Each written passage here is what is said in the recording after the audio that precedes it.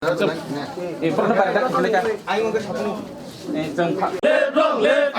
long live Puni party agar phane IPFT o phane ro ching khabai kubai lam sogo Puni party agar phane IPFT o hapane ro ching khabai kubai lam sogo IPFT long live IPFT long live Dipralen nalai nai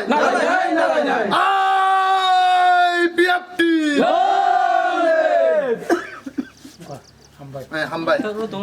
চলছে সারা ত্রিপুরাতে বিভিন্ন political party থেকে দলত্যাগ করে আমাদের party আইপিএফটিতে যোগদান যে কার্যক্রম এটা চলছে ধারাবাহিকভাবে চলছে। আজকে 23 তারিখ জুন সদর উত্তর বিভাগীয় কমিটি আইপিএফটির উদ্যোগে এই সিপাহীপাড়া ভিলেজ কমিটির এখানে স্কুল মাঠে আজকে একটা আনুষ্ঠানিকভাবে জয়েনিং প্রোগ্রাম, অর্থাৎ অন্য দল ছেড়ে সিপিএম কংগ্রেস বিজেপি ছেড়ে আমাদের দলে যোগদান করেছেন মোট 29 পরিবার 29 পরিবার, তার মোট ভোটার সংখ্যা 85। তারা আজকে আনুষ্ঠানিকভাবে আজকে আমাদের পতাকা হাতে তুলে নিয়ে আইপিএফটিতে যোগদান করেছেন। আমরা আজকে এই আনুষ্ঠানিক সবার মধ্য দিয়ে তাদেরকে আমরা পার্টিতে আমরা মন খোলা মনে আন্তরিকভাবে বরণ করে নিলাম, এটাই।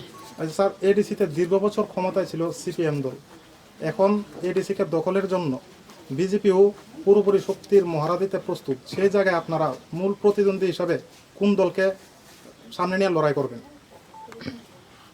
এডিসির নির্বাচন এই ব্যাপারে মূল প্রতিদ্বন্দ্বী কার সঙ্গে কার, এই ব্যাপারটা এখনোই আমরা বলতে পারছি না, বলার সুবিধাও নাই। কেননা এডিসি ইলেকশন যেটা আনুষ্ঠানিকভাবে ঘোষণা হওয়ার কথা ছিল, করোনা ভাইরাস এর জন্য ইলেকশনটা স্থগিত হয়ে গেছে।